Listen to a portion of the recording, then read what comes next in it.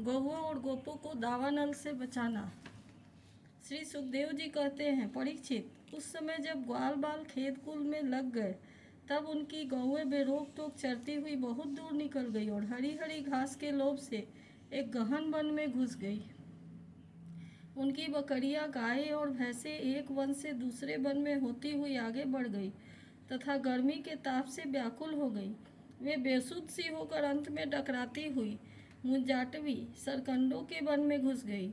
जब श्री कृष्ण, बलराम आदि ग्वाल बालों ने देखा कि हमारे पशुओं का तो कहीं पता ठिकाना ही नहीं है, तब उन्हें अपने खेल कूद पर बड़ा पछतावा हुआ और बहुत कुछ खोजबीन करने पर भी अपने गौओं का पता नहीं लगा सके। गौएं ही तो ब्रजवासियों की जीविका का साधन थी। उनके न मिलने से वे अचेत से हो रहे थे।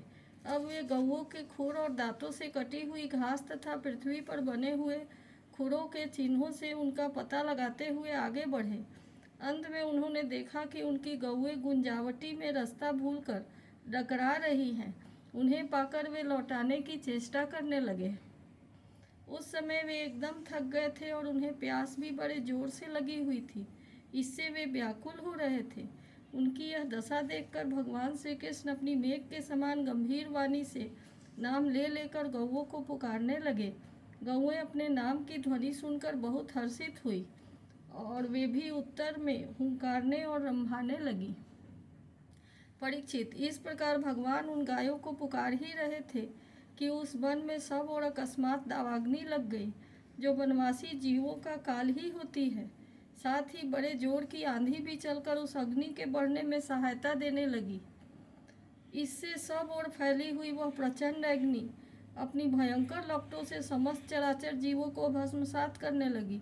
जब ग्वालों और गौओं ने देखा कि दावानल चारों ओर से हमारी ही ओर बढ़ता जा रहा है, तब वे अत्यंत भयभीत हो गए और मृत्यु के भय से डरे हुए जीव जिस प्रकार भगवान की शरण में आते हैं, वैसे ही वे श्री कृष्ण और बलराम जी के शरणापन्न होकर उन्हें पुकारते हुए बोले, महावीर श्री कृष्ण, प्यारे श्री कृष्ण, परम बलशाली बलराम, हम तुम्हारे शरणागत हैं। देखो, इस समय दावानल से जलना ही चाहते हैं हम। तुम दोनों हमें इससे बचाओ। श्री कृष्ण, जिनके तुम ही भाई बंधु और सब कुछ हो, उन्हें तो किसी प्रकार का कष्ट होना ही नहीं चाहिए।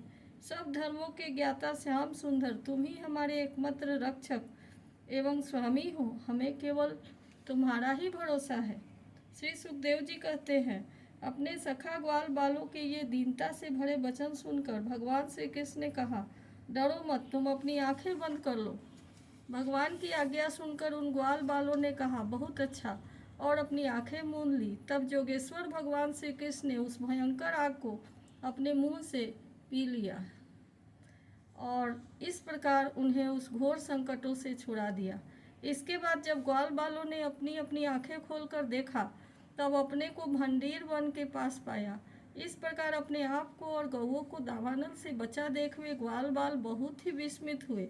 श्री कृष्ण की इस जोग सिद्धि तथा जोग माया के प्रभाव को एवं दावानल से अपनी रक्षा को देखकर उन्होंने यही समझा कि श्री कृष्ण कोई देवता है। परीक्षित, सायंकाल होने पर बलराम जी के साथ भगवान श्री कृष्ण ने गौएं लौटाई और बंसी बजाते हुए उनके पीछे पीछे वज्र की यात्रा की। उस समय ग्वाल बाल उनकी स्तुति करते जा रहे थे। इधर वज्र में गोपियों को श्री कृष्ण के बिना एक एक क्षण 100 युग के समान हो रहा था। जब भगवान श्री कृष्ण लौटे, तब उनका दर्शन करके वे परमानंद में मग्न हो गईं। इति श्रीमद्भागवते महापुराणे पारमहंस्यां संहितायां दशम स्कंधे पूर्वार्धे दावाग्निपानं नामैकोनविंशोऽध्यायः।